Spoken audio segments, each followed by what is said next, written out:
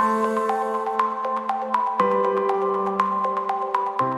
remember launching Valentino e-commerce in 2003, one of the first luxury brands actually to venture in that new channels. Back in the days, going to a warehouse, the returns areas in the warehouse was a little desk. Fast forwards to today, you go to any warehouse, the returns areas are huge. The phenomenon of returns I have lived through long time and many different experiences, thinking about not just the reason for the returns, but the impact of the returns on the company and on the consumer. The luxury business is impacted because there is less of a need and more of a want to buy. And therefore, the sensitivity of the customers towards the product is even heightened. And naturally, I always say that returns have an EQ effect on a company. Triple E. It's an economic impact, and we know that.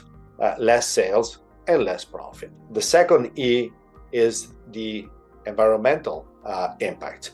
And the third E is what I call the emotional E. I do believe that in general, consumer don't buy just for the sake of, I have nothing else to do, let me buy it, and then I'll send it back. Having to return items, it doesn't matter if it is luxury or not, it's a hassle for anybody.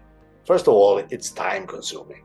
And it's still probably an underestimated effect of returns, because consumers in general, when they finally click and decided to get an item shipped to them, there is, in most cases, a genuine intent of actually having that item. It's not just, I want to take a look, let me get it. The fact that people then end up returning, the disappointment of not being able to keep an item that you bought and having to return has a compounded effect on your opinion of the brand and the company through your experience.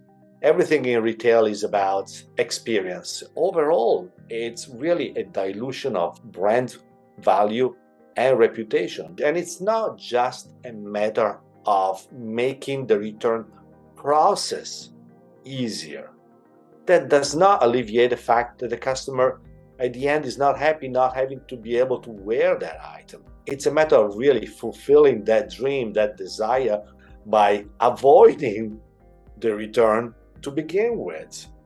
You have to think different when it comes to returns. And I think that the table needs to be turned upside down in terms of the cultural approach to returns, not looking at it as a cost center, but more as a revenue generating and future growth opportunity, both in terms of dollars, economic opportunity, but also from a consumer loyalty and long-term value opportunity. We know that retailers and now brands budget their sales and budget their sell-throughs at the SKU level, at the single item level, right?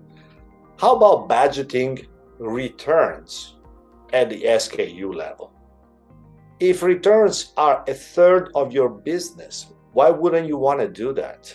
Budgeting for returns should also evolve into really a full-scale management of your SKU inventory on how to improve the performance of your business.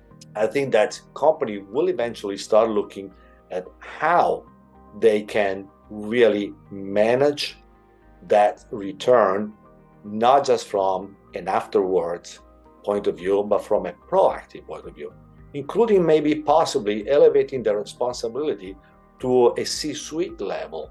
And in order to do that, in today's days, there are tools that can help companies really make a huge difference on the subject. And I'm referring to a Newmine Chief Return Officer, for example. Modern technology, artificial intelligence, and machine learning combined that can expedite and give you timely answers to how to prevent and reduce returns. And it's no longer just a question of how can it be done. It can be done. It just needs a commitment of a company to really want to do it and improve their business and improve their customers' happiness and loyalty.